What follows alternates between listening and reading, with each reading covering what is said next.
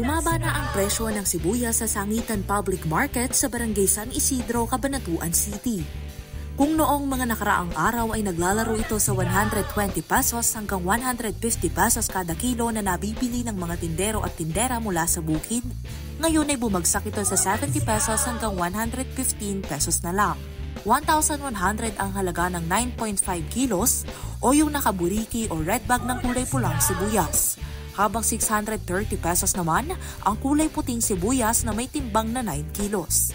Ang presyuhan naman ng mga nagtitinda na madadaanan sa gilid ng kalsada ay lumalaro sa 100 pesos hanggang 150 pesos kada kilo ang pulang sibuyas.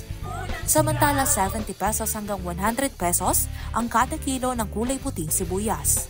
Kaugnay ng pag-angkat ng sibuyas ay nagpahayag ang magsisibuyas mula sa bayan ng Bungabon, Nueva Ecija na tinaguri ang Onion Basket ng Asia ng kanilang pagtutol sa pamamagitan ng mga larawang kuha ni Herwin Barcelona na ipinost sa Facebook.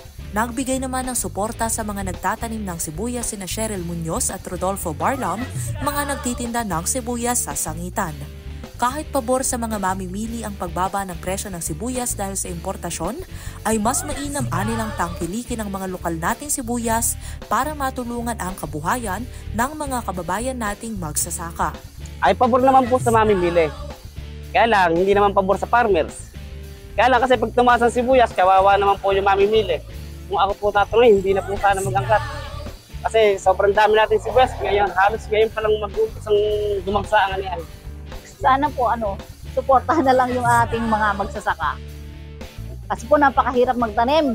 Biruin niyo po mga ilang nila iintayin. Tapos pag-aanihin, wala na mga aanihin. Mababa ang presyo. Kasama si Elsa Navalio, Carmel Joy Miguel nag-uulat para sa Balitang Unang Sigaw.